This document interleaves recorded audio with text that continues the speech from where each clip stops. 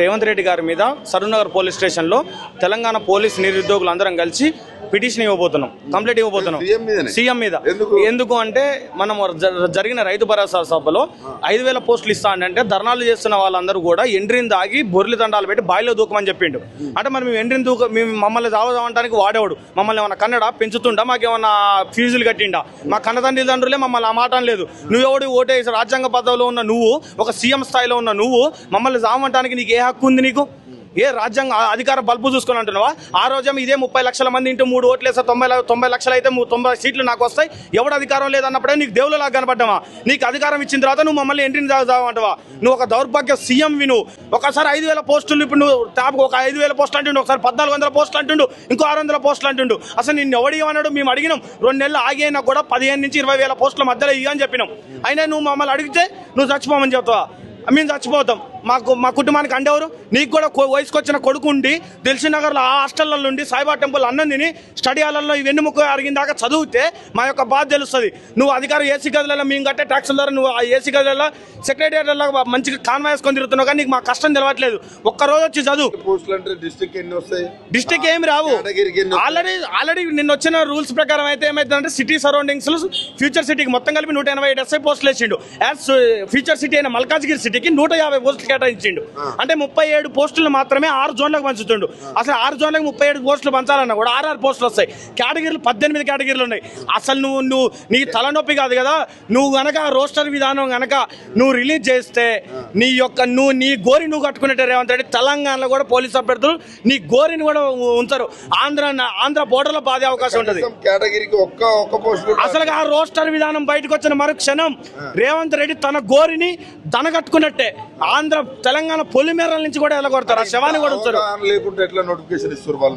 మరి ఇంత అవగాహన లోపంతో అంటే వాళ్ళకు కేటగిరీకి మరి ఒకటి రాకుండా ఎట్లా ఇస్తున్నారు నోటిఫికేషన్? సలహాలు ఇస్తున్నారు. సలహాలు ఇచ్చేటోళ్ళు రేవంత్ రెడ్డి ఎప్పుడు పోతాడా అనే చూస్తున్నారు.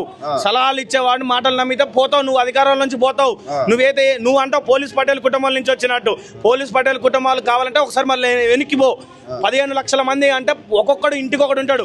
నీకు అర్థం కావట్లేదు. మేము అప్లై చేసేది 12,97,356 మంది లాస్ట్ టైం అప్లై చేశారు. ఈసారి 13 లక్షలు వేసుకో. నువ్వు 13,05,000 వేస్తే 12,95,000 మంది నీకు యాంటీగా తిరుగుతావు అనేది నీకు తెలుసు కదా. ఇంటూ 4 ఓట్లు వేసుకుంటే ఎంత? 12 × 4 అంటే 50 లక్షల మంది ఓట్లు. 5,000 ఉద్యోగాలు కూడా వేయొద్దని రాజకీయం చేసే వాళ్ళు మాత్రం ధర్నా చేస్తారు. రియల్ ఆస్పిరెంట్స్ అసలు బయటకే రావట్లేరు. ఎక్కడన్నా నోటిఫికేషన్ వద్దని ధర్నా చేస్తారా అంటున్నావు. చెప్పినోడెవడు? చెవిటోడు ముందు శంఖం ఊదినా కూడా వినపడినాడంటే రేవంత్ రెడ్డికి ఇది ఒక డైలాగ్ అర్థమైంది. 70,000 ఉద్యోగాలు చెప్పి నిధులు కూడా అదే కలవరిస్తున్నాడు. ఇప్పుడేమో ధర్నాలు అన్నాడు. నిన్నేమన్నాడు? ఎంట్రీని సాగుదామన్నాడు, బాయిలో దూకి సావన్నాడు. మరి అసలు రేవంత్ రెడ్డికి సలహాలు ఎవడిస్తున్నాడో? అసలు సీఎం ఒక హోదాలో ఉన్న సీఎం మీ గురు చంద్రబాబు నాయుడు చూసుకోయా, ఎంత ఉందాగా మాట్లాడతాడు. ఒక బూత్ పదం వాడతాడా? నువ్వు ఎప్పుడు తొండలో ఇస్తావు? అసలు తెలంగాణ నిరుద్యోగులకి ఏం అసలు ఈ లాంగ్వేజ్ ఏంది ఇది? ఒకప్పుడు ఆంధ్రాలో చూసినాం, ఇప్పుడు కూడా ఇది లాంగ్వేజ్ వచ్చింది. ఒక సీఎం తొండలు ఇడతాం, లాగులు ఇడతాం, నీ పేగులు తీసుకుంటాం, నీ మెడలు వేస్తాం. మరి ఏదైనా ఒక సిలబస్ అనే పెట్టు. మరి ఇది ఏదన్నా ఒక సిలబస్లో టాపిక్ అనే తీసుకో. మరి ఇదేమన్నా ఏం లాంగ్వేజ్? అక్కడ రైతులు ఉన్నారు, వాళ్ళ తల్లిదండ్రులే కదా, వాళ్ళ కొడుకులు కూడా ఉంటారు కదా. నువ్వు అదే సభలో ఎంట్రీని చచ్చిపో అంటావు. అల్ల ఒక కొడుకు ఫోన్ చేసి నిన్న అస్మా అనే ఒక అమ్మాయి కూడా ఒక వీడియోలో ఏం చెప్పింది? ఎంట్రీని తాగమని చెప్పి ఆ అమ్మాయికి ఫోన్ చేసింది.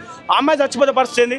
సరే ఎంట్రీని తాగుదామన్నావు, మరి మా దగ్గర డబ్బులు మరి కొన్ని రాజీవ్ యువ వికాస్ అని పెట్టినావు కదా, అది ఎట్లా కనుక ఎంట్రీని యువ వికాస్ అని పెట్టి మా అందరికి డబ్బులు అన్నీ. మరి పోలీసు నియామకాలు 5,000 పరీక్షలకు నేను 5,000 ఖాళీలకు నేను నోటిఫికేషన్ ఇస్తే ఈ రోజు అద్దంలో ఇవ్వకపోతే ధర్నాలు ఉండేవి. ఇప్పుడు ఇస్తే ధర్నాలు చేస్తున్నారు. ఇది ఎక్కడ లాగా తయారైంది. మీరు ఒర్లినా పొర్లుడు దండాలు పెట్టినా, మీరు ఎండ్రీని దాగి బాయిలో దుంకినా ఇవన్నీ భారతదేశంలో నోటిఫికేషన్ ఇవ్వద్దని ఉద్యమం చేసేది ఏకైక తెలంగాణ రాష్ట్రం అంటాడు రేవంత్ రెడ్డి. నువ్వు తప్పుదారి పడుతున్నావు రేవంత్ రెడ్డి గారు. 5,000 కాదు 19 ఇవ్వని అంటున్నాం మేము. నువ్వేమంటున్నావు? 5,000 ఇవ్వకూడదని ధర్నాలు చేస్తున్నావు. నువ్వు ఉల్టా మాట్లాడుతున్నావు. ఇది కాదు, మేము 5,000 కాదు 19 ఇవ్వలేసి మేము ఇవాళ ధర్నా చేస్తున్నాం. అదే మా ప్రత్యేక డిమాండ్. 30 లక్షల నిరుద్యోగుల తప్పున మా మనోభావం దెబ్బతీసినందుకు రేవంత్ రెడ్డి చాలా తీవ్రంగా ఖండిస్తా ఉన్నాం. తెలంగాణ 4 కోట్ల సమాజం విద్యార్థులు, నిరుద్యోగులు గ్రామాల నుంచి మండలాల నుంచి అందరూ తరలి రావాల్సిందిగా కోరుతా ఉన్నాం. ధన్యవాదాలు. 30 లక్షల మంది నిరుద్యోగుల మనోభావాలను దెబ్బతీయడం జరిగింది. We strongly condemning. ఎందుకు తెలంగాణలో భారీ నోటిఫికేషన్ ఎస్ఐ కానిస్టేబుల్, నువ్వు 5,000 దేనికి కొరకు ఇస్తావు? గత ప్రభుత్వంలో 3 రిక్రూట్మెంట్లు జరిగింది. దాదాపు 45,000 పై చిలుకు ఎస్ఐ కానిస్టేబుల్ నోటిఫికేషన్ ఇవ్వడం జరిగింది. నీకు తెలియదా మరి?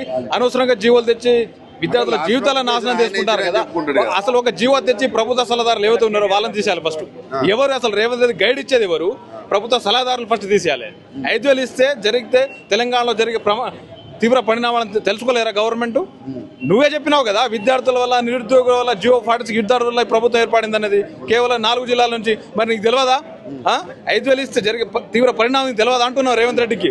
ఎంట్రీని తాగి బావిలో దూకండి. ఏం మాటలు ఇది? రాజ్యాంగం ఒక ముఖ్యమంత్రి వర్యులు మీ చేరుకి గౌరవిస్తాం, రాష్ట్రంకి మీరు బాసు కాబట్టి మీ చేరు గౌరవిస్తాం, మీరు ఎంట్రీ తాగండి, బావిలో దూకండి, ఇదేనా మాటలు మాట్లాడేది? రాజ్యాంగంలో అందరికి హక్కు లేవా? అందుకనే మీకు కేసు పెట్టడానికి సరూనగర్ తీసుకుపోతాం. మళ్ళీ పోలీసులు ఆపుతున్నారు. రాజ్యాంగం రేవంత్ రెడ్డి పైన బరాబర్ ఇస్తాం. రేవంత్ రెడ్డి మీద 30 లక్షల నిరుద్యోగుల మౌనభావం దెబ్బతీసిండు.